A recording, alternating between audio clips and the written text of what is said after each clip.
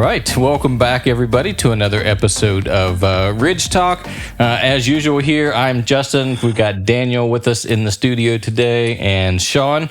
And it's been a minute since we've recorded an episode. I know Daniel recently took family vacation down to Texas. Yep, that's right. Maybe you'll be able to share a little bit more about that.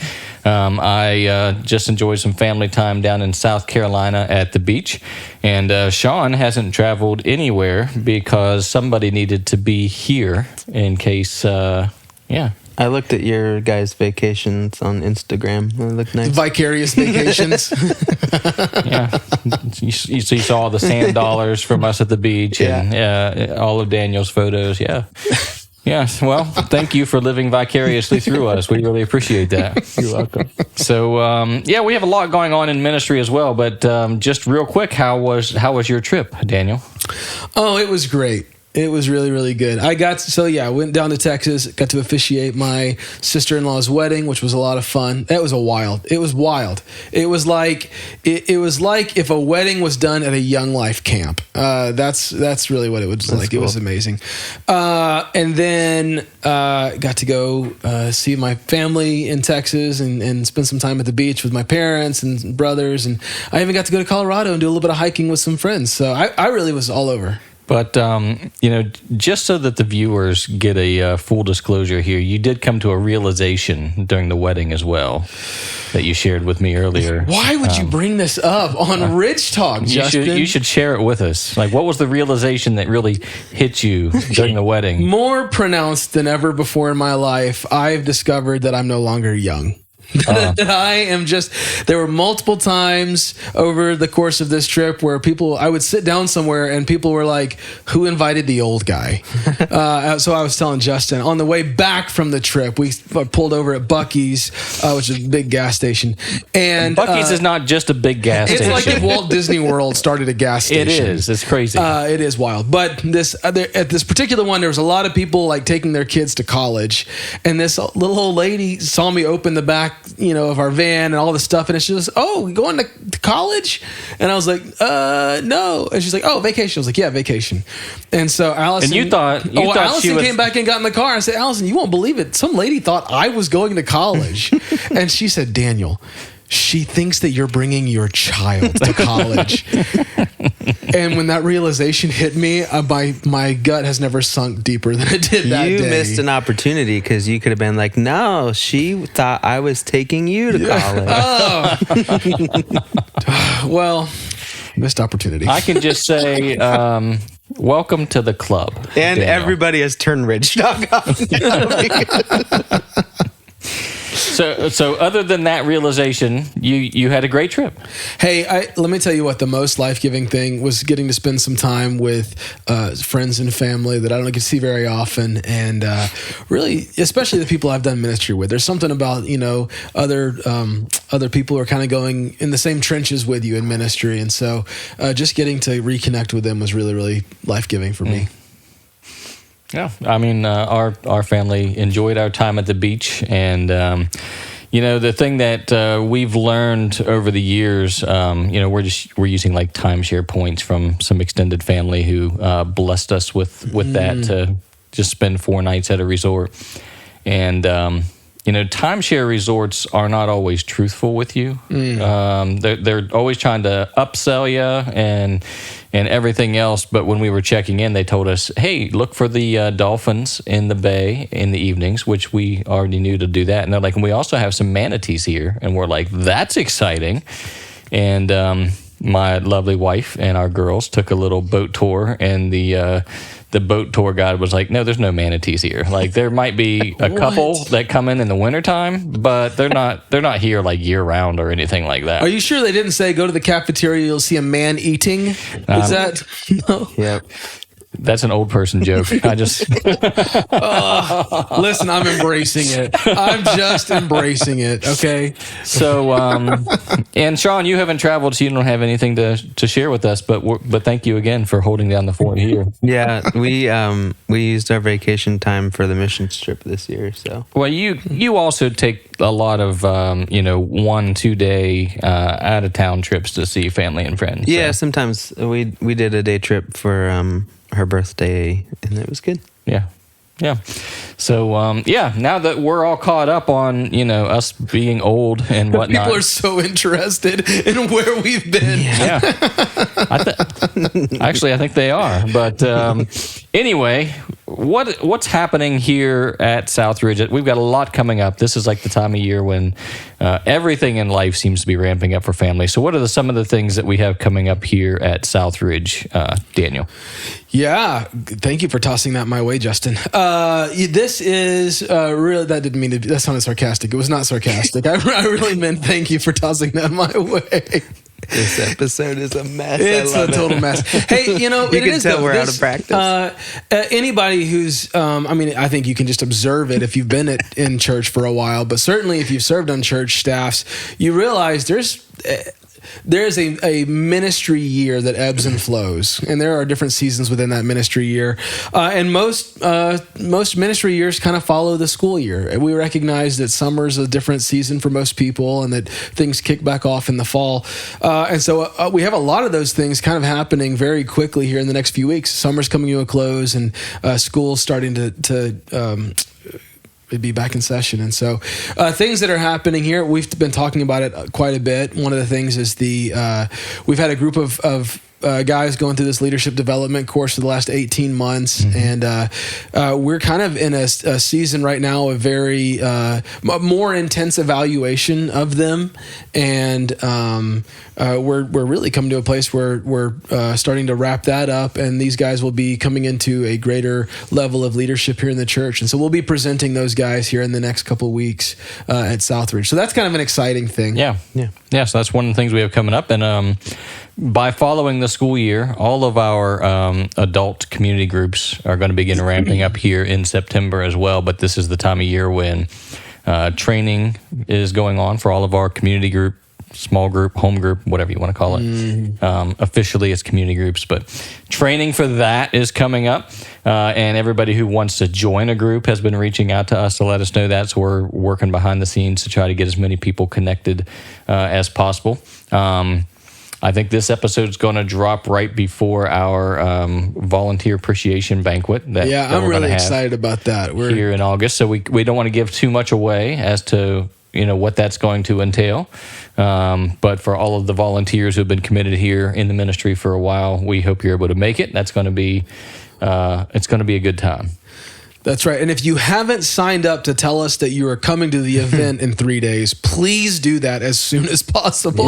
We've already ordered food for you. That's right. It's Friday, August 16th. That's right. So we do hope that you make it. And one of the big changes behind the scenes, too, for families with kids participating in Ridge Kids is there's a curriculum change coming up for Ridge Kids as well. Yeah, so in Ridge Kids, again, that's another one of the things that we look at when we have like an ebb and flow of ministry year. For the summer, we've had our one and dones, which is where, we kind of give our normal or regular Ridge Kids volunteers a break, and everyone else comes in and they serve one Sunday a month. But it's time to go back to, helping serving Ridge Kids. And so I know there's a few classrooms where they still kind of need some volunteers to show up and be part of that. If you are interested in serving in Ridge Kids, we would really love for you to sign up for that. But yeah, we are. We've been with Orange Curriculum for a very long time, and starting just here in a couple of weeks, we're going to be launching a new curriculum, which is the Gospel Project. And so I think we're already kind of communicating that with parents through emails and other things. But yeah, so that's kind of an exciting thing that we're doing. Very cool. It reminds me, one of the things that we've been working through. So along the way, and probably on this podcast a few times, a couple times in various sermons, we've shared some content from a book and a larger spiritual formation discipleship organization called Practicing the Way. That's right. Yeah. And there's a pastor, John Mark Comer, who started that organization, wrote the book by the same title. We've worked through it as a pastoral team, and then now we're currently kind of working through that at the staff level. And it is something that is another resource that has informed kind of how we look at life and ministry.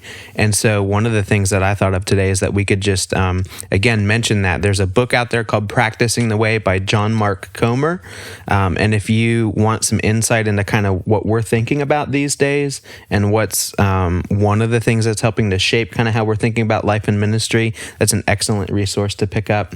It's in audio form or book form on any place that you can pick up books. So that might be something that's interesting to people as well. I know that's starting to kind of make its way from a smaller group to larger groups throughout our church. Yeah, so I actually ordered, I think, 25 or 30 copies of the book so that everybody on staff has a copy and all of our community group leaders and hosts have a copy as well.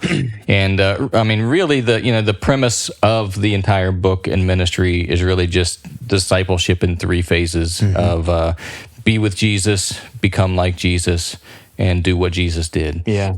But that third phase of do what Jesus did is really about crafting a rule of life for your own life. What does that look like? And a rule of life is not a legalistic way of trying to live. It's just trying to recognize, hey, we have to, people who were following Jesus were doing so intentionally. They were recognizing the ways of the culture and the world, and they were setting that aside and saying, no, we're just going to follow Jesus and be intentional in that. And it's about, okay, what do I need to do in my life in order to be more intentional in following Jesus? So that framework for a rule of life is something that Daniel and I and Sean, we've all filled out our own rule of life. When we meet on a weekly basis, we talk about it. Yep. How are you doing with this? How are you growing closer to God and others as a result of this?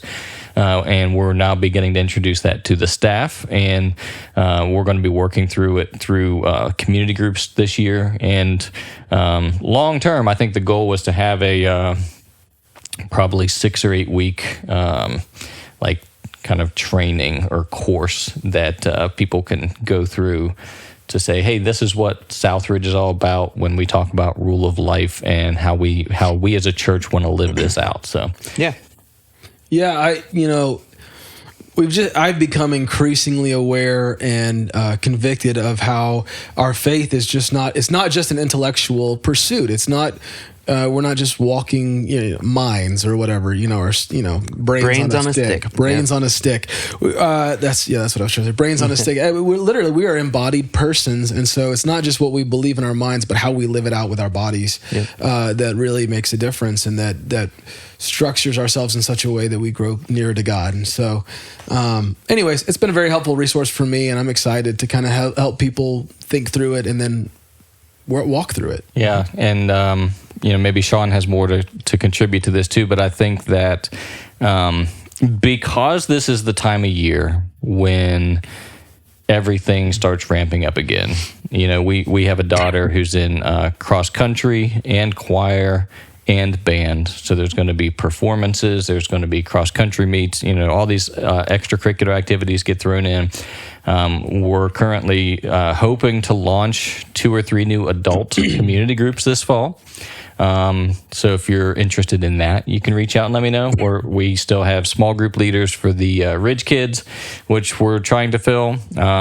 All of our other volunteer teams are probably going to be raising their hands in the coming days too to say, hey, we need X number of volunteers for our ministry. I know the worship team is always looking for skilled musicians and tech volunteers and instrumentalists and all that kind of thing.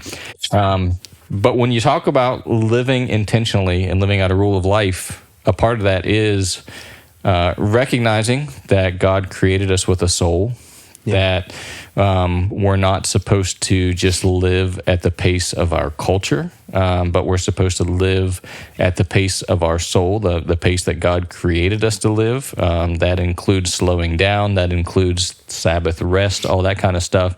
So, I just want to encourage people, as you're getting all these requests to serve for extracurricular activities and for church activities, just prayerfully and carefully consider your commitments. Don't overcommit yourself. to too many things, because when you overcommit yourself, you're just bringing in a lot of excess energy and angst to whatever environment you're coming into, which ultimately hinders the witness of being like Jesus to other people. So we need you, like we need volunteers. We need people. At the same time, be careful, be prayerful in what you commit to, so that you're not overcommitting yourself. Yeah. Did you have anything to kind of add into that? No, I think that's really good. That's in my role as overseeing some of the missions opportunities here, especially locally, it never ceases to fail that there's always something on almost a daily basis, definitely a weekly basis. There are opportunities for us to say yes to. Mm-hmm. There are needs in the world that are ever present. And it makes me think of, like, right now, as in that position, I'm having to think through, like, what is reasonable to say yes to? What are my yeses? And then what are good things that I may have to say no to? And that's really a part of maturity. And a part of that process of following Jesus well is actually not just saying no to things that are bad or destructive. There actually comes a point in a mature following of Jesus where you look at all of the good things the world has to offer, and you have to start, like, deselecting some of those things, because you recognize that creating time and space for being with God, creating time and space for intentionally and meaningfully being with other people requires that we have to start saying no to some of the busyness of our culture, because it can just rob every last second we have and every last bit of energy, to where we really are not capable of devoting the time and the energy and the focus to the things that are really going to bring life. Yeah. I remember when I was young, because I'm old now, Daniel. Welcome to the club. But I remember when I was young and get married, you start looking for a house. One of the pieces of advice or proverbs people gave was, hey, think of what you can afford for a house, and then cut that in half, because you probably can't afford what you think you can afford when you talk about house maintenance and utilities and all that kind of stuff. And when it comes to slowing down, I often find that similar. If you just consider a pace that you think is sustainable long term, come up with whatever that pace is, and then cut it in half. And then maybe even consider cutting in half again. And that's the pace that God's actually inviting you to live. It's much more slowed down than what our culture is pushing you into. Yeah. And I know we try to practice that. I want to emphasize that we try to practice that, but it really does require a lot of saying no to really good things. Yep. And sometimes when you say no to really good things, you frustrate other people, because they're relying on you to be with them in whatever their pursuit is. But again, in order to live at a pace that is sustainable, that is in alignment, fully alignment with Jesus and what He's calling you to, it does take some of those hard decisions. Yeah. So that's really good. Yeah. So, lots going on here in the ministry at Southridge. I'm sure we'll have more to come in the weeks ahead. For now, if you have any questions for us, whether it's regarding the church, the ministry, the message series, anything that might be happening behind the scenes in the different ministry teams we have here, you can feel free to contact us and let us know. We love answering questions during these episodes. Yeah, for sure. So you can feel free to like and subscribe and send us the questions at the information there on the bottom of the screen. And until next time, be blessed, and we'll see you again soon.